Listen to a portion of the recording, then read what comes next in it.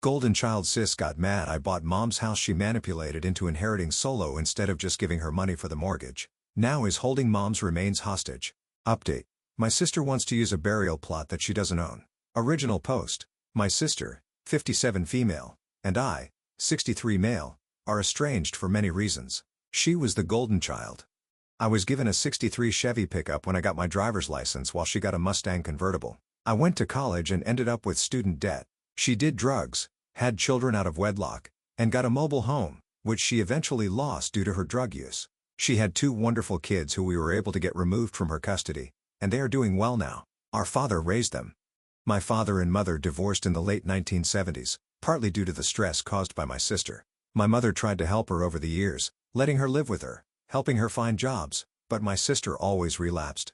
Now to the present situation. My father passed away 4 years ago, and I bought him an ice burial plot in Bozeman, Montana. The plot is in my name. It is located in a beautiful spot in the veteran section.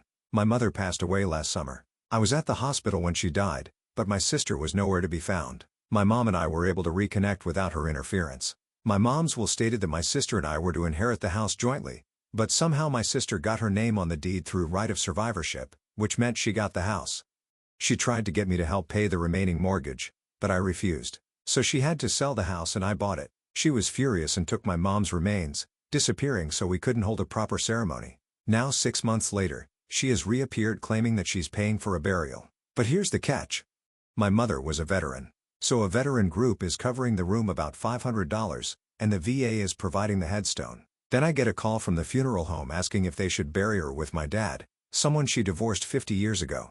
What do I do here? Now for the top advice before reading the updates. No. I'm so sorry for your loss. Now that you have nothing tying you to your sister, it's time to go no contact. I need to make it clear. I haven't talked to her directly in years, only through lawyers and indirectly via my mother when she was alive. She knows better than to talk to me. The last time she contacted me, she claimed mom needed money for an oxygen concentrator. I was dumb and sent it. A few days later, she was arrested for an overdose. That ended that. In addition to the headstone, mom might also be eligible for burial at a U.S. veteran cemetery for free. Locate her DD 214 if you haven't already made other burial plans. We told her she could be buried for free at a national cemetery. My guess is she loves the plot I snagged from my dad, and I admit it is nice. Many updates. I am going to clarify a few things. 1. My parents' divorce was finalized in 1983, but they had been separated around 1978. 2. Was she really a terror as a kid? Yes. She started using drugs at 10 and sneaking boys into the house at 13 when I was away at college, 1978 to 1983. I was out of state during this time. My father was a retired Navy officer, and there was a recession. My mom worked, but it was a struggle. I got through college on student loans, scholarships, and part-time jobs. 3. My parents tried treatment and even tried buying her good behavior. My brother basically gave up and joined the Army. He was part of the 101st Airborne Division. So not all of us turned out poorly. For some updates, I spoke to the funeral home today. It seems that my sister's plan was to place my mom's remains in the veteran wall at the cemetery. However, Bozeman Cemetery is not part of the National Cemetery System. Normally, a wall interment would be a free veteran. But since Bozeman isn't part of the system, it costs $500. So she pointed to my dad's plot and said, bury her there. The funeral home called me when they realized the plot wasn't owned by her or my dad. And now, here we are. I'm trying to see if we can get the wall slot again. For now, my mom's remains are back at the funeral home. Now for the full updates. First update, after doing some research, I offered to pay to enter my mother in the veteran wall. My sister threw a fit, not directly to me as we don't talk, but through the funeral home. She let them know she wouldn't return the remains. I would have to buy a new blot, but I just bought a house, and I'm in the process of furnishing it. So money is tight. She knew that. She is mad I bought my mom's house. She has driven by it several times. I'm about to put it on the short-term rental market. After talking to my family, the grandchildren, and others, I've thrown in the towel. We are burying mom in dad's plot. She will have an in-ground brass marker. It kills me that my sister has reduced my mom's service to a brass welcome mat at my father's headstone. My family says they'll know the truth, but damn, it still hurts. You are a family member. You can have her moved once it's done. I was going to suggest the same thing, and the entitled witch can go F herself. But don't tell anyone. Just quietly do it. Just dig her up and put her somewhere else once this is settled down. Your father will thank you. Good thought. Don't get caught though. It's actually desecration of a grave. If you want to do it legally, wait until you can afford to have the cemetery disinter her and reinter her where you wanted originally. Although my mother was a fan of horror movies, I think she'd find it funny to imagine me digging up her urn to spread her ashes. Side note, her father, after retiring from the Navy, worked as a gravedigger. My mom told me she used to bring him lunch while tending the cemetery. They lived near it, so she would explore it that night. Her sister even became a mortician for women in the late 1950s, early 1960s. They weren't allowed to prepare male bodies back then. Wait until your sister is busy elsewhere and move your mom with the help of the cemetery. Leave the marker just so you can laugh when she goes to visit. Second update. Today is the day of the burial. I was going to update afterward just to say we got it done, but the last 20 hours has been wild. My sister canceled the room at the funeral home and made it a graveside service only. She got a refund for the room. The reason she gave? They're shooting guns for the salute, so it should be outside. I found it when the funeral home called last night to ask me to pick up the urn and take it to the grave. My sister is in a wheelchair and cannot come graveside. I sent a message to the family group chat and her son, the only one that talks to her, exploded, as did her daughter. He called her, and she cried. The honest answer is probably that she needed drug money, and her disability check is still days away.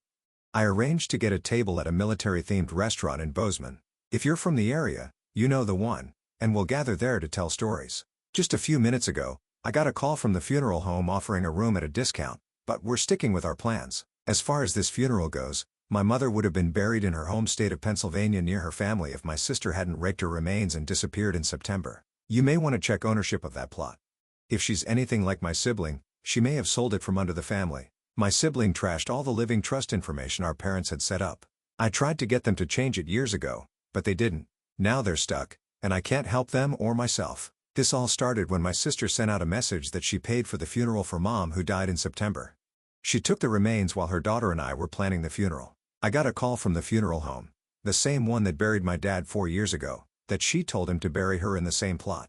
My parents have been divorced since 1983. She found out it would cause her to bury Mom in the Veteran Wall in Bozeman because it hasn't received VA approval yet. I bought that plot for my dad. Could you possibly move your mom later? We've had issues like this in our home country where they disturbed my aunt's remains to put someone unrelated to us there despite everyone's opposition. It was wild, but it's done. If your parents were divorced, why would they be buried together? I'd only do that if I personally wanted to be close to both of them. I'm sorry for your losses, and I'm sorry your sister is so troubled. I hope she can find a way out and get mental health assistance. That is what we are thinking of doing this summer. Now for the last update. The service was Thursday at 1 p.m. The American Legion Gallatin Valley Post 14 performed the final salute with a rifle volley and taps. The Navy sent an officer and an enlisted member to present the flag. I shared some words about my mom's service and her life for those who attended, though being in a snow-covered field limited attendance. Afterward, we met at a restaurant to share stories. The grandkids were really curious about what kind of mother she was and were surprised when we told them she used to ride a motorcycle to work. Now I'm sure you're wondering what happened with my sister. When I arrived at the funeral home, I was shocked to see how little she had arranged. I personally drove my mom's remains to the gravesite, and my brother was the one who actually placed them in the ground. At my dad's funeral, we had arranged for a hearse to take his remains to the cemetery. This time, it was a bit funny. My wife, my brother, my mom's errand, and I took a quick drive down Main Street in Bozeman to say goodbye before heading to the cemetery. While the ceremony was going on, an SUV pulled up. It was my sister watching from the road. I had arranged for the flag to go to my brother since I already had my dad's flag. I could see my sister shouting as the flag was presented to him. After the ceremony, we each said something over the grave and headed to our cars. My sister called her son over and handed him 2 bags containing vials of mom's ashes for him and my niece. At the restaurant, they gave the vials to me and my brother. They are great kids. My sister then drove by yelling at me for ruining the ceremony or something and then sped off. So that's it for now. This summer, we'll decide whether to move Mom to Pennsylvania to be with her family, bury her in a national cemetery, or scatter her ashes.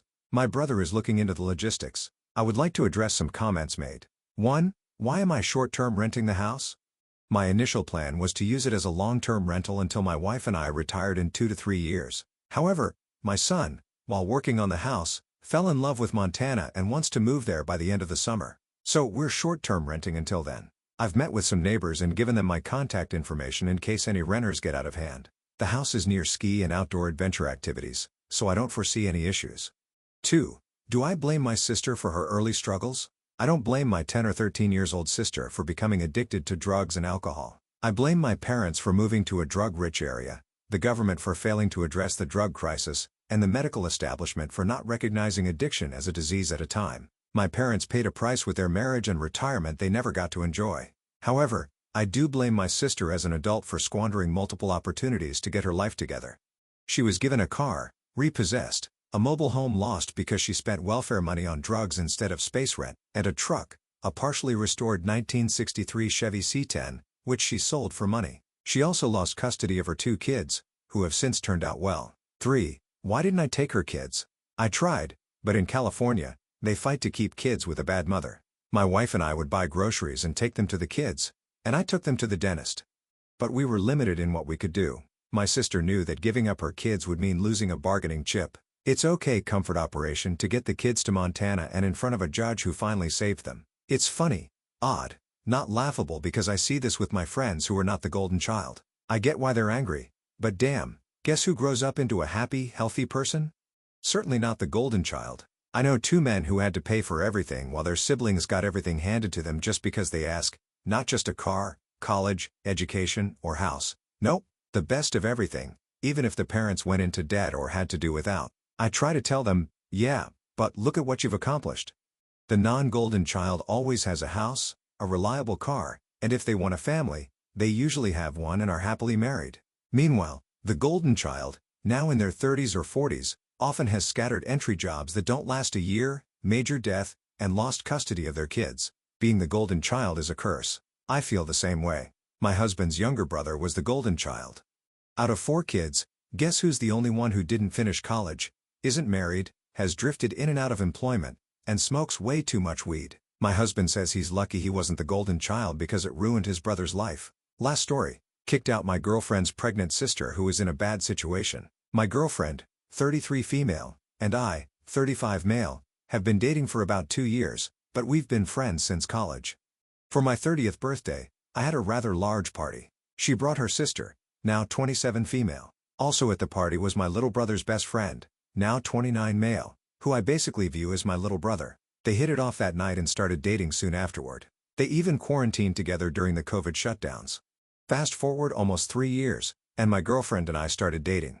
A few months into our relationship, my little brother's best friend discovered that my girlfriend's sister was cheating on him with a significantly older guy. He broke up with her, moved out, and moved in with me for a time. My girlfriend's sister ended up moving in with the older guy who lives about 2 hours away. At that time, my girlfriend and I talked.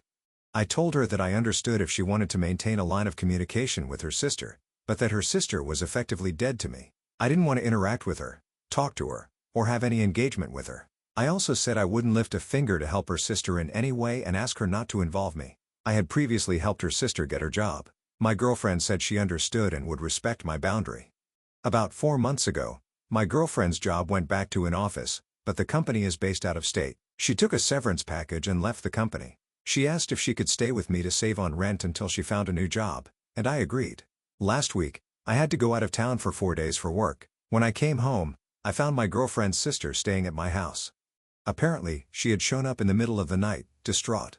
Her boyfriend had been drinking, became belligerent, and threatened her, so she left. She is 7 months pregnant. I told her she had 3 hours to get out of my house before I called the police. The sister left.